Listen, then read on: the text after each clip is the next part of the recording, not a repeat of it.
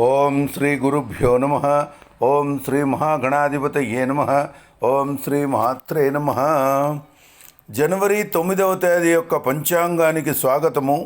శ్రీ శార్వరీనామ సంవత్సరము, దక్షిణాయనము, హేమంత ఋతువు, మార్గశిర మాసము, కృష్ణపక్షము, సూర్యోదయము ఉదయం 6:52 సూర్యాస్తమయము సాయంత్రం 5:54 తిథి ఏకాదశి రాత్రి 7:17 వరకు, తర్వాత ద్వాదశి. వారము శనివారము అంటే స్థిరవాసరే. నక్షత్రము విశాఖ మధ్యాహ్నము 12:26 వరకు, తర్వాత అనురాధ. వర్జ్యము సాయంత్రం 4:15 నుండి 5:44 వరకు. దుర్ముహూర్తము ఉదయం 8:20 నుండి 9:04 వరకు. రాహుకాలము ఉదయం 9 గంటల నుండి 10:30 వరకు. యమగండము మధ్యాహ్నం 1:46 నుండి 3:08 వరకు. గుళిక కాలము ఉదయం 6:52 నుండి 8:15 వరకు. బ్రహ్మముహూర్తము తెల్లవారు 5:16 నుండి 6:04 వరకు.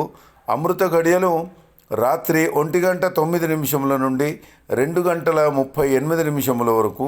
అభిజిత్ ముహూర్తము మధ్యాహ్నము 12:01 నుండి 12:45 వరకు. ఇది జనవరి 9వ తేదీ యొక్క పంచాంగము.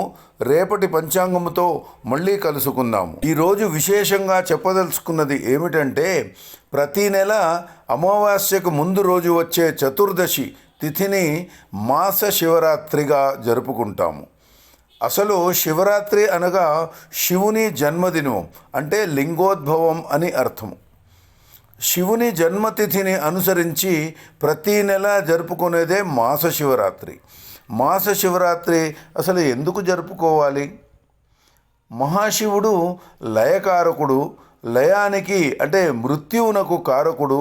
కేతువు అమావాస్యకు ముందు వచ్చే చతుర్దశి సమయంలో చంద్రుడు క్షీణించి బలహీనంగా ఉంటుంది. చంద్రోమా మనసో జాతః అని మనం చెప్పుకుంటాం పూజల్లో. అదే సిద్ధాంతం ప్రకారము ఈ చంద్రుడు క్షీణదశలో ఉన్నప్పుడు జీవులపై ఆ కేతు ప్రభావం ఉండటం వలన వారి వారి ఆహారపు అలవాట్లపై ప్రభావము చూయించబడును. దానివలన జీర్ణశక్తి మందగిస్తుంది, తద్వారా మనస్సు ప్రభావితమవుతుంది.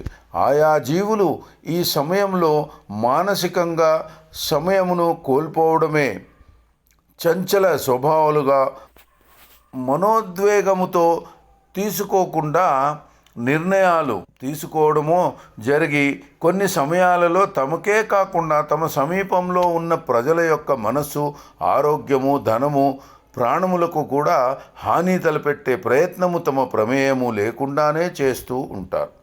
అందుకే మనము గమనిస్తే అమావాస్య తిథి ముందు గడియాలలో కొందరి ఆరోగ్యం మందగించడము లేదా తిరగబెట్టడము, ప్రమాదాలు ఎక్కువ జరిగి మరణాలు సంభవించడానికి కారణము ఇదే అని చెప్పవచ్చు. కావున ఇటువంటి విపత్కర పరిస్థితులను అధిగమించి ఆ శివునికి, ఆ లింగోద్భవ సమయమున శివునికి ప్రతి మాసము ఆరాధించి పూజలు చేస్తే కాస్త ఊరట కలుగుతుంది అని ప్రతి మాసము ఈ శివరాత్రి రోజున అందరూ కూడా పూజలు చేసి తీర్థప్రసాదము స్వీకరించి ఆ శివునికి అభిషేకం చేసి మంచి ఫలితాన్ని పొందాలని కోరుకుంటూ నమస్కారం.